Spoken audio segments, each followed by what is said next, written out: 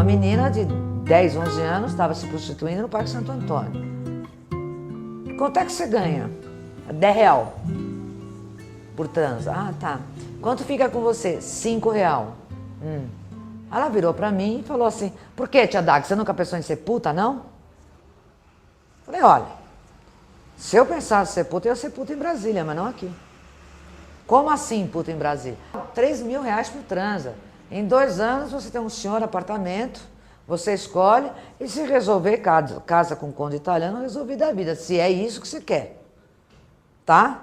Agora, no Parque Santo Antônio eu dou 4 anos você está morta.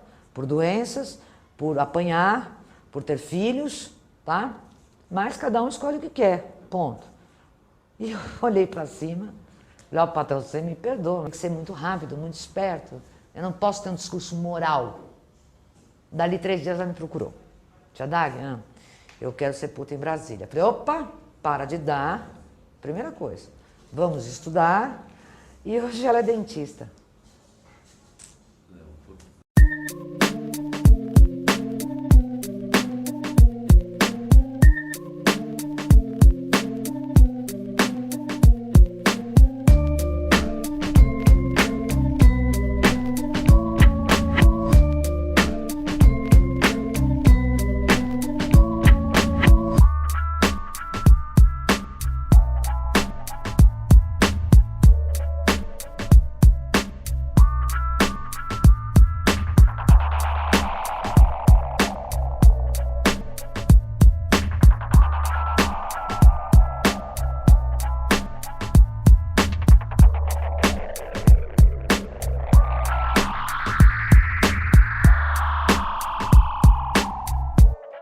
Essa ponte do Rio Pinheiros virou um muro de Berlim, gente.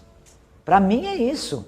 Agora, o meu jovem não pode atravessar, porque está agora cada vez mais rotulado como bandido. Os que estão lá também não querem vir para cá, porque também tem muito a somar, muito, a ensinar também e a aprender também. É mais louco que o muro, né? O muro de Berlim dividia a Alemanha Oriental da Ocidental, né? E o Rio Pinheiros divide o pobre do rico. Por que a Zona Sul de São Paulo é a pior zona? Nós tivemos um processo histórico de ocupação na cidade de São Paulo, meados das décadas de 80, e que foi muito prejudicial ao desenvolvimento. Por quê? Porque as pessoas invadiram áreas de manancial de forma totalmente desordenada, o poder público não podia chegar lá para prestar os seus serviços, os seus produtos, enfim, a oferta de serviços públicos, então você não podia construir uma creche, não podia construir uma escola. Todo o sistema de transporte público naquela região foi muito prejudicado. A gente brinca dizendo que é a região da cidade onde o ônibus não faz a curva. E por que não faz a curva? Porque são ruas estreitas, ruas apertadas, a ocupação totalmente desordenada, né? E a região sul concentra tudo isso porque o poder público demorou muito tempo para se convencer que, ainda que fosse a área de manancial já invadida, ele tinha que ter presença, sob pena de nós termos lá uma anarquia e um caos completo.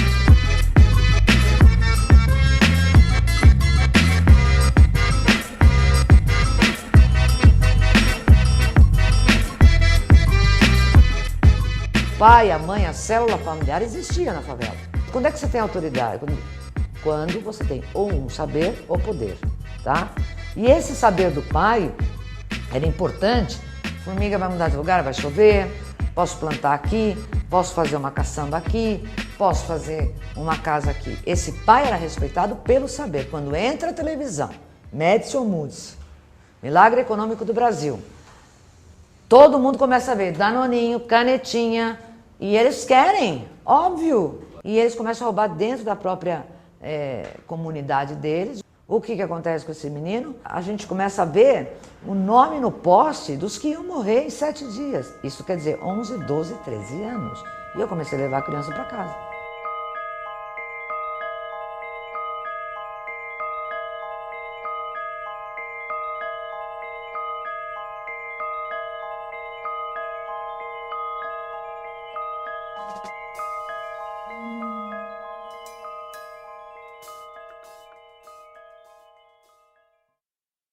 Eu tenho essa promessa comigo mesmo de quê? De desanimar jamais. Ou de quê? De sempre achar uma luz, né? porque eu achei uma luz. Em determinado momento apareceu uma luz.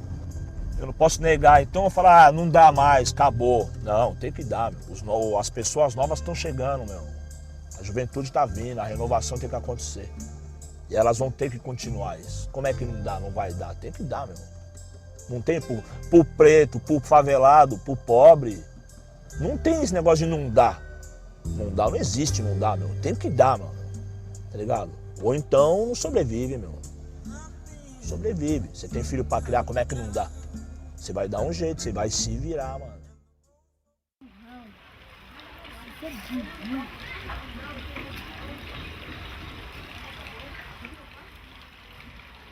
Um amigo tem 5 filhos, desempregado, não tem onde morar, tem que morar dentro do córrego.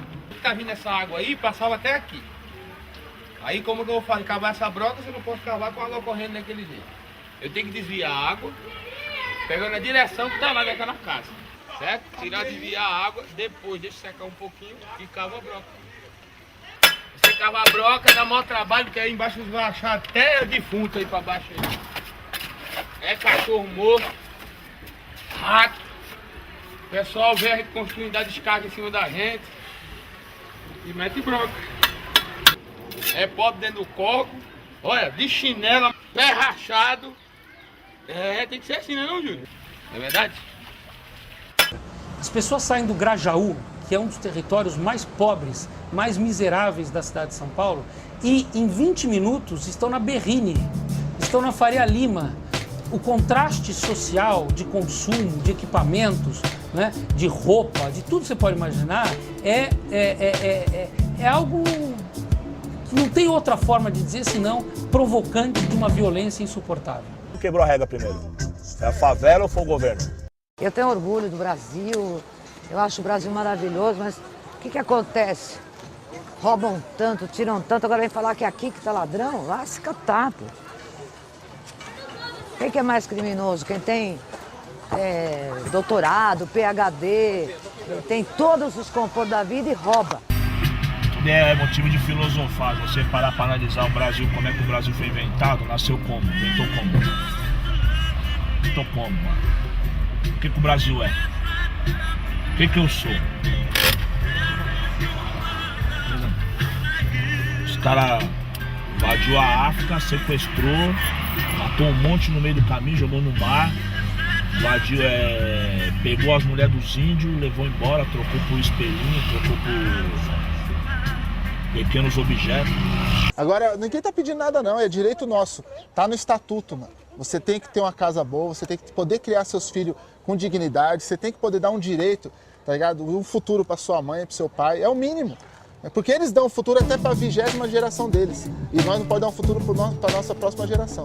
Você tá pequenininho, você já ganha um berço de presente do seu patrão, porque o filho dele já cresceu. Aí sua mãe traz um brinquedo velho que deixou o filho do patrão quebrou. Você já pega amor pelo patrão, entendeu? Você pode andar de carro blindado, mas alguma hora você tem que descer desse carro. Por que uma roupa pode custar 15 mil reais e a minha mãe tem que ganhar 350 reais? Nós mesmos que moramos na região, achamos muitas vezes o anormal normal.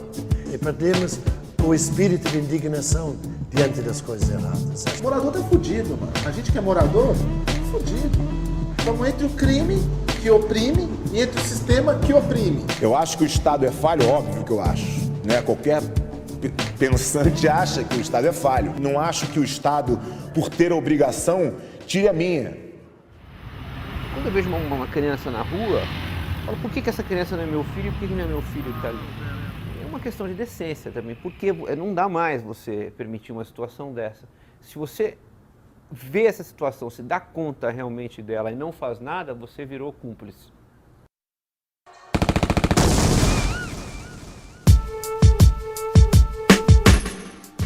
Em maio de 2006, a facção criminosa conhecida como PCC espalhou pânico pelas ruas de São Paulo. A polícia foi violentamente atacada pelos criminosos. Comerciantes fecharam as portas. Escolas suspenderam as aulas e as ruas ficaram desertas. O medo parou a cidade que nunca para. A sociedade começou a perceber que ou colabora para a diminuição da desigualdade entre ricos e pobres, ou uma guerra civil vai acabar definitivamente com o que sobrou de paz na maior cidade da América Latina.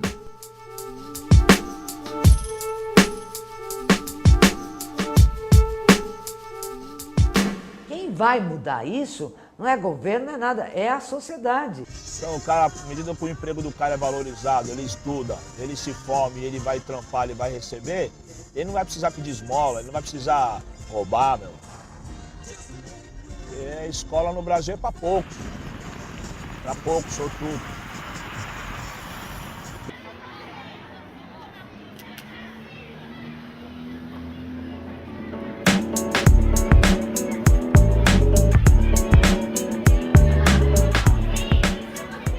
Meu marido e eu, tá, o Saulo, a gente foi procurar uma casa maior, porque a gente já estava com algumas crianças em casa. Minha casa ficou pequena.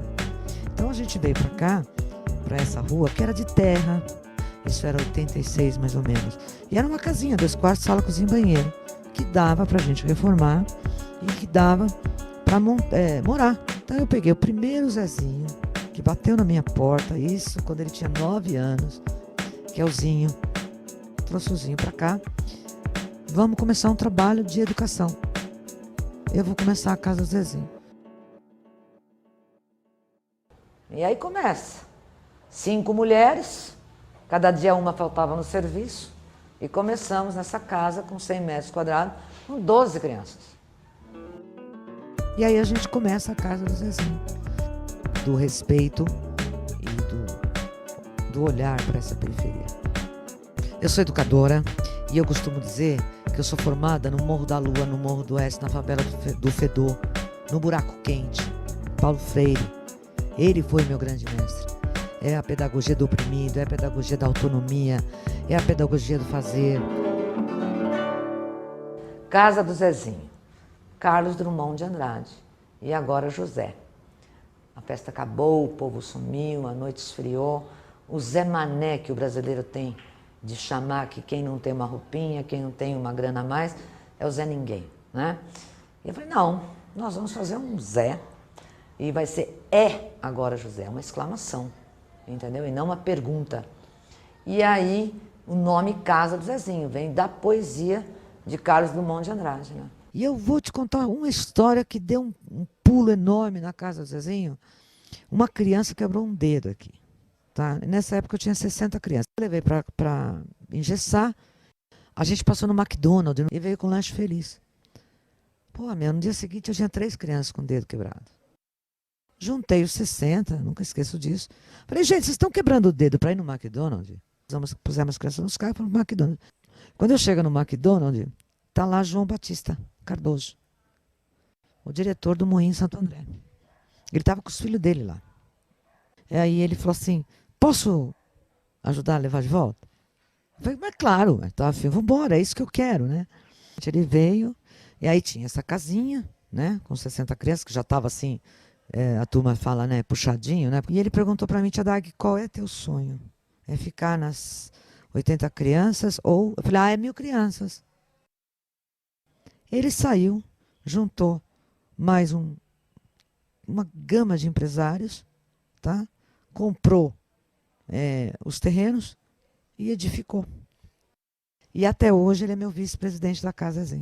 Encontramos a Tia Dag, apoiamos a Tia Dag e hoje ela tem 1.200 crianças que acordam de manhã e vão para a Casa do Zezinho e tem as suas atividades, seus cursos de profissionalização que não estão na rua.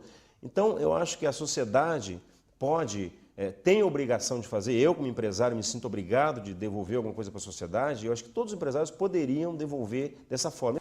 Eu acho que a Dag é uma pessoa especial, porque para construir aquilo não é fácil. O que ela fez para as crianças carentes é importante. Tirou muitas crianças da rua. A primeira vez que entrei na Casa Zezinho, eu odiava ir para Casa Zezinho. Odiava. Não suportava ir. Só queria saber de ficar na rua. Aí depois foi indo, aí agora não consigo viver sem um dia sem na Casa Zezinho. Senão eu fico doida. Eu penso assim, ó. Já que eu não tenho mãe nem pai, pra ficar ali botando marra, dando conselho, aí eu falei assim, vou ter que ser alguém na vida.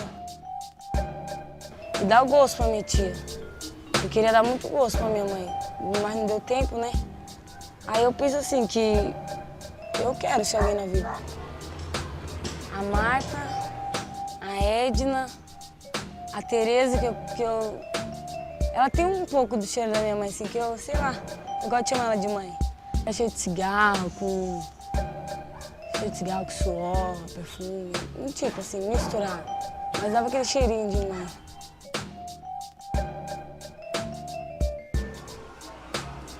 Eu me sinto que vai ser mais um dia alegre da minha vida.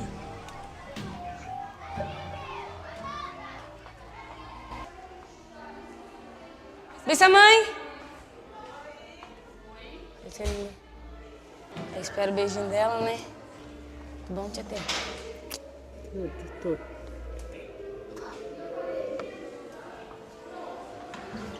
Deixa eu ver se tem alguém aqui na sala. Uma ficha de matrícula aqui é uma anamnese. Eu sei até se ele tem energia, quando falou, quando respirou, quando andou, para que a gente possa avaliar em que espaço vai ser melhor para essa criança.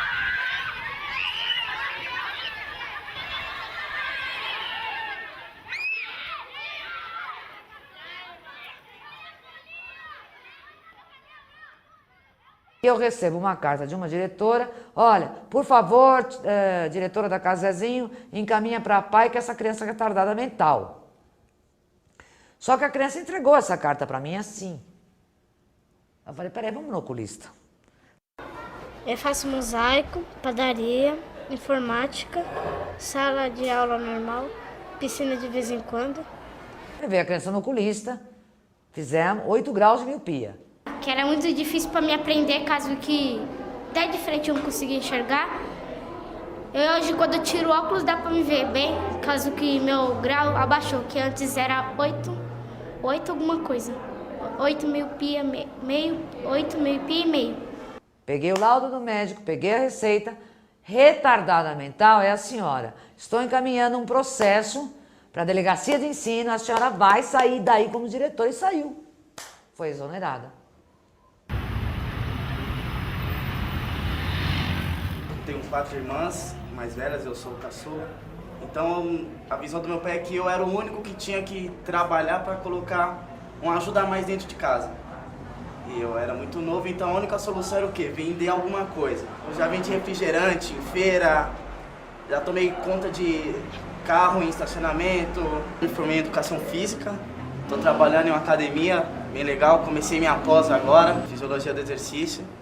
Estou meio que encaminhado, né? Uma pessoa que perde o sonho, quando um jovem chega para mim e fala, eu vou morrer, mas vou morrer de Nike, eu falo para ele, você ainda vão pegar lá no teu caixão, vão roubar teu Nike, você não vai morrer de Nike, tá? E eu, se eu quisesse morrer, eu ia ser a dona da Nike. Quando você abre esse leque e fala, dá, e ele sonha, ele esquece da Nike, ele vai ter a sua própria vestimenta, enfim. Não é porque é pobre que não consegue nada, não pode sonhar, não pode pensar lá na frente, mas ao contrário, porque a gente é pobre, a gente tem que ter uma outra visão e passar isso para um outro, ó, você vai conseguir, você tem condições. Um menino da classe média não está sendo preparado para ser forte, não, de jeito nenhum. Ele está planificado, ele está sendo preparado para ser ministro, ou sei lá, doutor ou qualquer coisa, só que ele não está sendo preparado para a sobrevivência. O mínimo do açúcar lá, sei lá, alguma coisa que ele não tiver, ele desmaia, aí precisa do psicólogo, do Lexotan, blá. Quando hoje um Zezinho chega com 7 anos de idade, ele passou pela perversa seleção natural. Ele passou sim, então se ele passou por essa perversa seleção natural, o cara forte está na minha frente. O fato de fazer você ter criatividade de sobreviver no dia a dia faz você mais forte. Faz você mais inteligente, mais ligeiro, mais rápido. Mas também te limita muito, te frustra também, certo? Quando você chega num grau de inteligência dentro da sua quebrada, que você entende os problemas. Aí você se revolta de não poder ajudar. Ou de ver que o causador do problema está longe de ser atingido. A cidade de São Paulo é a cidade que concentra a maior pobreza das Américas. Esse é um dado importante. Tem 3 milhões de pessoas pobres 1.400.000 pessoas miseráveis, abaixo da linha da pobreza, recebendo até 1/4 do salário mínimo per capita por pessoa da família. Essa concentração de pobreza, ela é nefasta e ela atinge principalmente as famílias, o núcleo familiar. Ela destrói o núcleo familiar, destruindo as relações sociais, as relações locais. Dessas regiões, especialmente da região sul, mas não é só a sul, podia ser a ponta da Zona Oeste ou Noroeste, ali Perus, Anhanguera, podia ser ali Cidade Tiradentes, São Mateus, Ermelino Matarazzo, São Miguel, ali naquela região do Pantanal. São áreas que você não tem nenhum equipamento de convivência. Você não tem uma quadra de esporte, você não tem um teatro, você não tem um centro de convivência. Ou seja, as pessoas não têm o que fazer. Quando você fala em gravidez das meninas, eu entendo isso. Tudo bem, você vive amontoado numa favela em que o quarto não tem porta, o banheiro não tem porta, onde não há privacidade, óbvio. Então você vai viver a promiscuidade, óbvio. Isso para mim eu não critico. E tem mais, a menina, quando ela arranja um namorado, apesar dela saber que pode evitar a gravidez, vira projeto de vida. Oba, vou ter a família, vou ter meu marido, que vou ter meu filho. Minha mãe era um dos casos que eu não podia vir para casa do Zezinho. Daí ela, eu tenho que crescer, logo, dá uns 18 anos eu engravidar, ter minha família, sair de casa para não dar trabalho para ela. Agora, como eu tô em casa, não tô mais trabalhando, eu gosto mais de arrumar as roupinhas do neném. Agora eu comecei a estudar, terminei minha escola, estou no 2º ano de faculdade. Depois que eu já tiver passado o tempo de ficar em casa, eu vou atrás de serviço. Estou mostrando para minha mãe e para quem está perto de mim que eu não vou ficar nisso, que eu vou crescer, que eu vou ajudar quem está perto de mim. Eu vou dar uma força para todo mundo da minha casa. Porque sua mãe não gostava, eu lembro disso. Várias vezes ela me buscou aqui com um pedaço de pau batendo, vai voltar pra casa, isso aqui não é lugar pra você. O pessoal só tá te iludindo, porque favela não tem, ninguém vai te trazer uma oportunidade. Favela você vai ficar nela, vai ter seus filhos e ninguém vai te ajudar. Tem uma irmã lá que ela só faz filho e vai jogando Isso é uma coisa complicada. Eu encontrei sua irmã quando eu fui lá embaixo, lá no Campo do Astro. Tá grávida? Santa? De novo? Mas graças a Deus estou com meu marido, né? Quantos anos tem, Rafael? Trabalhador agora, Então, né? A chefe. Ela disse pra mim que agora ela... agora eu tô grávida de novo? Reparei que você tá grávida. Não é só dessa vez, mas... Não, eu tenho marido, eu tenho isso. Quando essa menina acorda, ela já tá no mínimo com 4, 5 filhos jogados. E hoje... Eu discordo que haja a figura da mãe na favela. Hoje, 50% é a avó materna, porque a mãe também está abandonando a cria. Tem um remédio, tem uma pílula também, né? Que também se tomar, também perde. Tem como você cair de propósito, né? Também, de barriga pro chão, também que perde, né? Tem como você dar um soco na barriga também, que eu já vi, né? Dar vários socos fortes, né? Como estivesse brigando, dando soco na cara também, que perde. Só.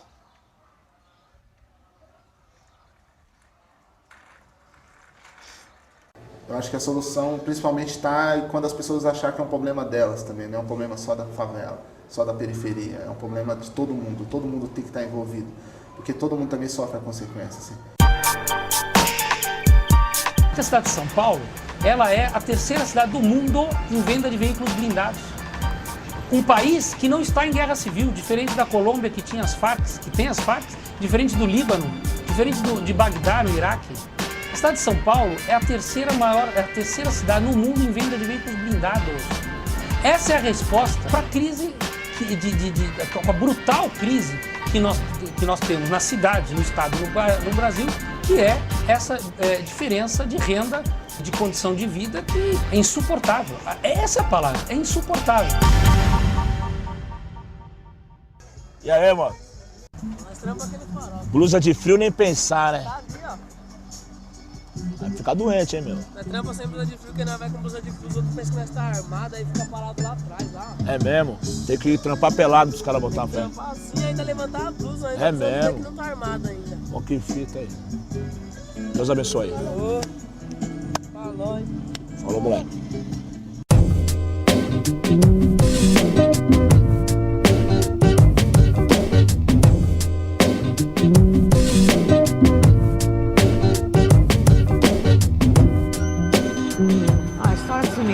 pai dele morreu comendo telha. O pai do Júlio? É, se matou comendo telha, não aguentava mais. Foi comendo telha até se matar. Você não pode ouvir a história particular de cada um, É. senão você não aguenta. Eu tomei 2 facadas discutindo com a minha irmã. Aí meu padrasto bêbado, eu e minha irmã, a gente tava tomando uma cerveja, aí começamos a entrar em coisa de briguinha de irmão. E eu me alterei, ela se alterou, e a gente se bolou no quintal de casa. Se agarramos assim. Aí do nada, meu padrasto, achando que eu tava batendo na minha irmã, ele pegou uma faca, já desceu lá do segundo andar de casa, que era um sobrado, ele desceu a escada, pulou o murinho e eu não vi, nessa eu não vi, eu tava de costas. Eu senti só a segunda facada aqui, na altura da costela aqui atrás. Ele me deu aqui debaixo do braço e uma nas costas. A violência é gerada pela falta da linguagem, do falar, do conversar, do conhecer. Depois vem a consequência disso, entendeu? Porque a interpretação é totalmente errada do que ele escuta, não é? Então ele escuta e fala, tá bom, pum, acabou.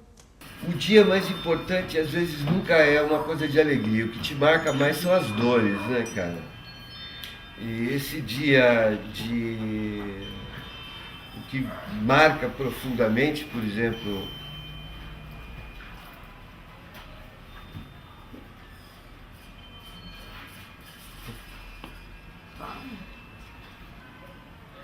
o falecimento do pai da Dag, quando ele foi assassinado.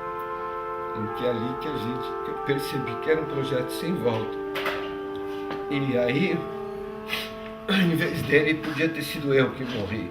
E a pergunta que eu me fiz na época, e que me faço hoje, o que valeu a pena? Conhecimento valeu a pena, prazer valeu a pena, como vale a pena num país de merda desse? Então, o que valia a pena até aquele momento era pegar e perceber o que um puta de um educador como ele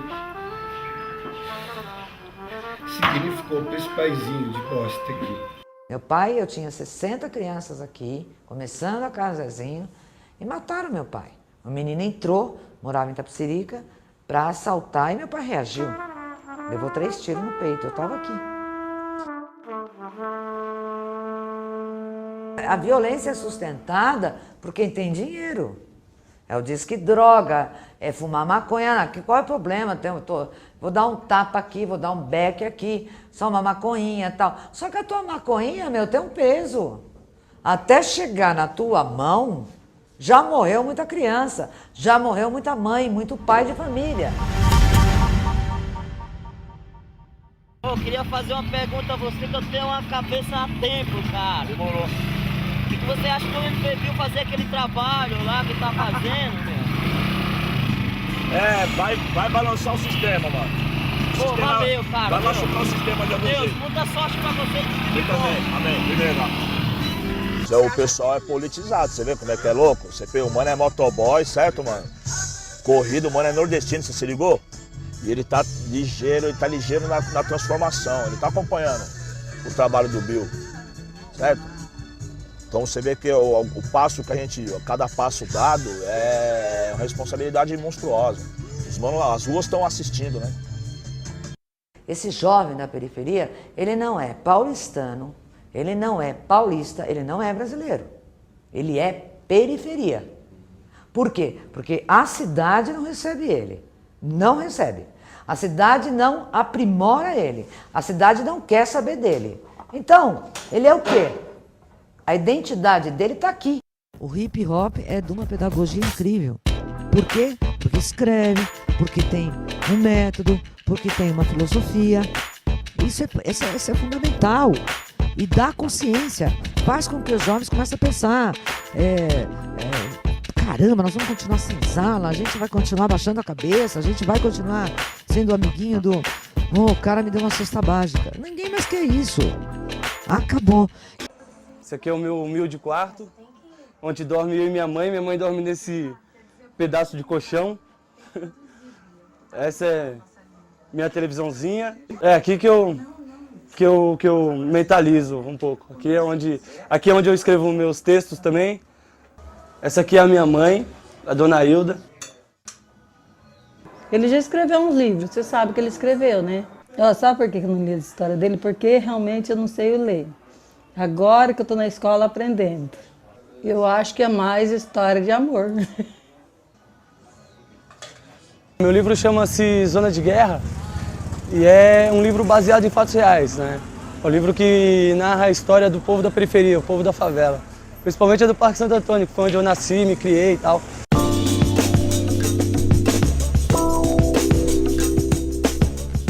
Já o crime estava me esperando de braço aberto do outro lado da ponte e eu falei, não, Lula, fica aí que eu fico por aqui.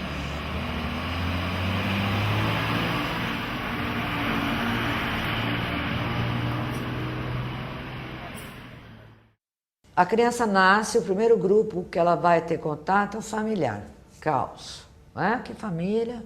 Depois o segundo grupo é a rua e os vizinhos, que vizinho, que grupo. Terceiro é a escola. Hoje em dia, qualquer criança que estuda numa escola pública não tem nem a formação mínima de um currículo. Se as crianças terminam esse primeiro ciclo, que vai até a 4ª série, chegam na 5ª série e não sabem ler. Aí como é que elas podem aprender os conteúdos que são a segunda etapa e o segundo ciclo, que é de 5ª a 8ª série? Elas não aprendem.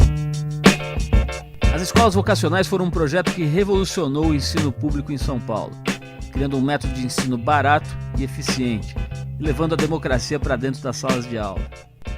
Quando existiam essas escolas na década de 60, até o final da década de 60, eram escolas públicas que consumiam a mesma verba que uma escola pública comum. E que eram escolas que ofereciam toda uma educação complementar, né? Ofereciam, além do conteúdo básico, do currículo básico, tudo que hoje em dia só as pessoas que moram do lado de lá da ponte, só as classes A e B podem oferecer para os filhos. Não por acaso, as escolas vocacionais foram extintas em 69, durante o auge do período da ditadura militar.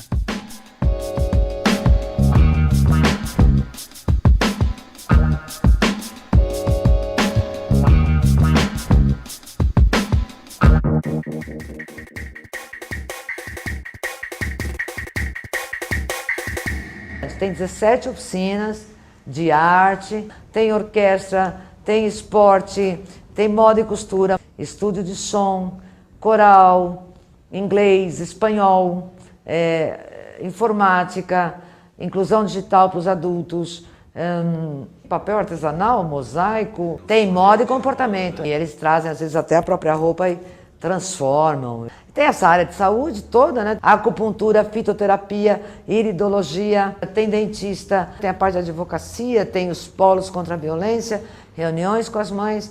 Então essa mãe já chega, tem um ambiente acolhedor. E nós propomos, vamos educar junto?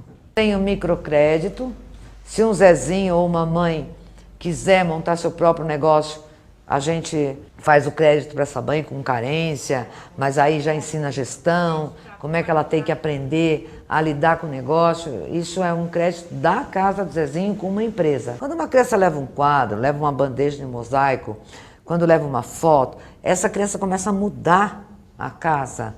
E o que é interessante, né? Essa família começa a crescer junto. Nós trabalhamos com transversalidade. Como? Por exemplo, na padaria, ele vai aprender aritmética, português, química, ciência. Ele vai aprender a se comunicar melhor, como se colocar com as pessoas, que alimentos que fazem bem. Além de um olhar de dizer, vamos juntar os nossos cacos e montar um mosaico. Não, nós vamos fazer arte. Ele vai levar para a casa dele, a casa dele vai ficar bonita. A arte, a beleza, a ética, esse prédio, tudo é bonito por isso. Então a pedagogia do arco-íris é colorir cada idade dessa criança. Nós temos uma conta muito básica aqui. A cada criança na casa do Zezinho, para ficar o dia lá entretido, brincando, jogando, aprendendo inglês, aprendendo computador, enfim, fazendo qualquer atividade na casa do Zezinho, custa exatamente R$100 por mês. Esse é o custo de uma criança na casa do Zezinho. A criança ela tem que viver todas as etapas que ela tem direito. Primeiro, brincar, sonhar, né? Aprender potencializar habilidades, os saberes, ouvir, chorar, dormir. Isso já é um método da Casa do Zezinho, que a gente chama de pedagogia do arco-íris, né? Que é o símbolo, é o arco-íris. Por quê? Porque as cores são todas as possibilidades de sonhos na nossa cabeça. Por isso, sala violeta, sala coração, sala oriente. E a sala coração, que é o vermelho, que ele saia daqui no formato do coração, com amor mesmo.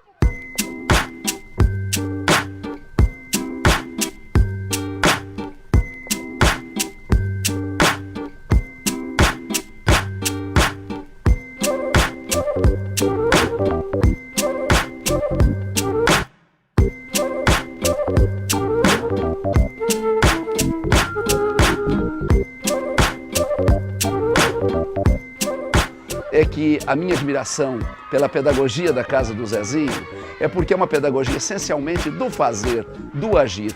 Não é o aprender para guardar, mas é o aprender para usar, o aprender para crescer, enfim, o aprender para viver. É a síntese admirável daquilo que eu entendo como sendo a verdadeira e a significativa aprendizagem.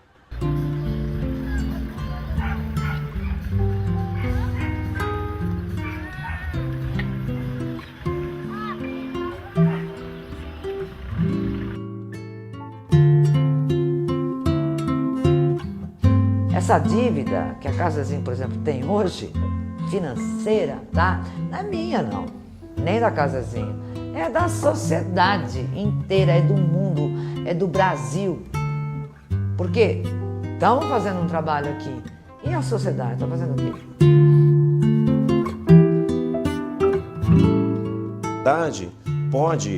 Tem a obrigação de fazer. Eu, como empresário, me sinto obrigado de devolver alguma coisa para a sociedade. Eu acho que todos os empresários poderiam devolver dessa forma. Eu sei que tem muita gente fazendo, mas muito mais pode ser feito. Eles encontrem as suas tias DAGs, como eu tive a felicidade de encontrar, e ajudem elas, né? Estimulem elas, porque obviamente se nós tivermos no Brasil principalmente umas 1.500 tias DAGs, obviamente que nós teremos os problemas das crianças diminuídos bastante. Fácil, às vezes você não precisa de dinheiro, é só usar a sua influência, né, o seu poder. Todos nós temos muito poder, que a gente às vezes não sabe o poder que a gente tem, né? É o poder de divulgação, poder de pedir, de reunir amigos, de fazer um pequeno gesto, um pequeno leilão, alguma coisa. Não é só botar dinheiro, mas é apoiar, é ir lá, visitar. Nós podemos, eu acho que nós temos obrigação de fazer alguma coisa. Nós não podemos ficar parados, definitivamente não.